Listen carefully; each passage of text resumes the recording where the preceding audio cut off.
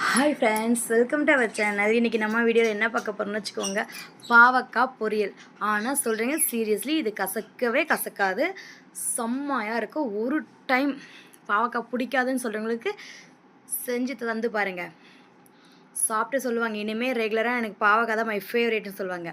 எப்படி செய்யுதுன்னு பார்க்கலாமா? அதுக்கு முன்னாடி நீங்கள் நம்ம சேனலை சப்ஸ்கிரைப் பண்ணிக்கோங்க. வாங்க வீடியோக்குள்ளே போகலாம்.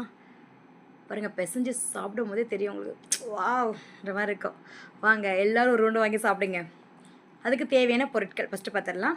2 மீடியம் சைஸ் வெங்காயம் பொடிசாக கட் பண்ணி வச்சுக்க, ஒரு 2 தக்காளி, ஒரு 10 பல் பூண்டு, அப்புறம் பார்த்திங்கன்னு வச்சுக்கோங்க இது பாவக்காய் ஒரு 2.5, அது ஒரு பாவக்காய் பாதி அழுகிடுச்சு, அதனால் 2.5 பாவக்காய். அப்புறம் வந்து தேங்காயில் கொஞ்சமாக சீரகம் போட்டு மிக்ஸி ஜாரில் அரைச்சி எடுத்து வச்சுக்க போகிறோம். இதாங்க மெயின். அரைச்சி எடுத்து வச்சாச்சு. இப்போ பார்த்திங்கன்னா ஒரு கடாய் வச்சிடலாம். கடாய் சூடானதும் எண்ணெய் சேர்த்துருங்க. நீங்கள் எண்ணெய் யூஸ் பண்ணுறீங்க அதை சேர்த்துக்கோங்க. சேர்த்துட்டு பெருஞ்சீரகம், எல்லார் வீட்லேயும் கம்பல்சரி பெருஞ்சீரகம் இருக்கும். சீரகம் இல்லை, பெருஞ்சீரகம் சேர்த்துக்கோங்க. சேர்த்து நல்லா பொரியட்டும். பொரிஞ்சதுக்கப்புறம் நம்ம கட் பண்ணி வச்சுருக்க வெங்காயம் இருக்குல்ல சேர்த்துக்கலாம்.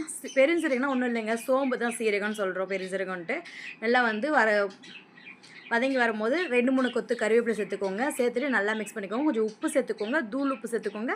கல்லுப்பு சேர்க்காதீங்க. கல்லுப்பு சேர்த்திங்க என்ன ஆகும்னா அது அங்கங்கே நின்றுடும். அதனால் தூள் உப்பு சேர்த்து நல்லா மிக்ஸ் பண்ணுங்கள். நல்லா மிக்ஸ் பண்ணிவிட்டு அதுக்கப்புறம் நம்ம கட் பண்ணி வச்சுருக்க பூண்டு இருக்குல்ல, பூண்டு இடித்து கூட சேர்த்துக்கலாம். நான் கட் பண்ணி சேர்த்துக்கிறேன், நீங்கள் இடித்து கூட சேர்த்துக்கோங்க. இது வதங்கினதுக்கப்புறம் நம்ம கட் பண்ணி வச்சுருக்க தக்காளி இருக்குல்ல, அதை சேர்த்துக்கலாம். சேர்த்து நல்லா மிக்ஸ் பண்ணணும்.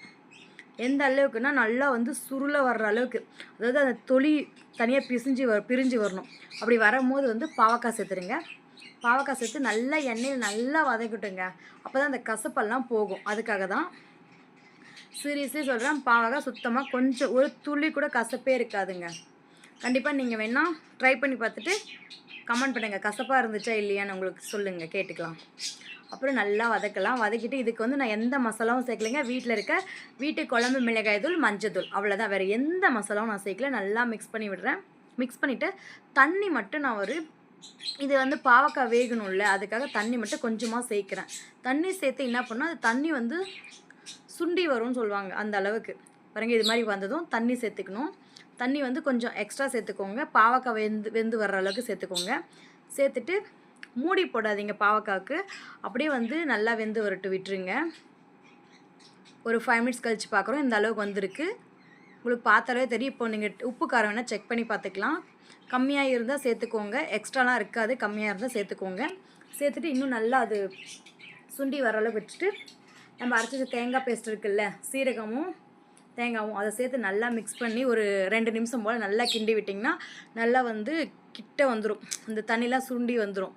அவ்வளோதாங்க. சுடு சுடு சாதத்தோடு சேர்த்து சாப்பிட்டா செம்மையாக இருக்குங்க. நல்லா மிக்ஸ் பண்ணி விடுங்க. பாருங்கள் எந்த அளவுக்கு நான் மிக்ஸ் பண்ணி விடுறேன்னு சொல்லிட்டு பார்த்தீங்கன்னா உங்களுக்கு தெரியும். அப்போ தான் அந்த எண்ணெய் பிரிஞ்சு வர்றதா கன்சிஸ்டன்சி, அந்த எண்ணெய் பிரிஞ்சு வரணுங்க. உங்களுக்கு பார்த்தாலே நாக்கில் எச்சு வரும். ஏன்னா அவ்வளோ டேஸ்ட்டுங்க. பார்க்குறதுக்கு மட்டும் டேஸ்ட்டும் வேறு லெவல்.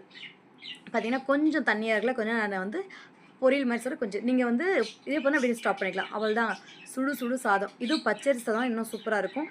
போட்டு நல்லா மிக்ஸ் பண்ணுங்கள். மிக்ஸ் பண்ணி இதுக்கு வந்து சைட் டிஷ் மெயின் டிஷ் எதுவுமே தெரியல, இது பாவக்காய் பொரியல் மட்டும் போதுங்க. இப்போ ரொம்ப சோம்பேறியாக இருக்குது, என்ன செய்யுதுன்னே தெரியல. அப்போ நீங்கள் இதை செய்யலாங்க. ஏன்னா இது நீங்கள் செஞ்சு சாப்பிட்டு பார்த்தீங்கன்னா ஒரு டைம் மட்டும் சாப்பிடுங்க. நல்லா பிசைஞ்சு ஒரு சாப்பிட்டு பாருங்கள், சூப்பராக இருக்கும். அப்புறம் என்னங்க, சூப்பரான பாவக்காய் பொரியல் ரெடி. உங்கள் வீட்டை செஞ்சு பாருங்கள். உங்களுக்கு பிடிச்சிருந்தா லைக் பண்ணுங்கள், ஷேர் பண்ணுங்கள், கமெண்ட் பண்ணுங்கள். பாய்.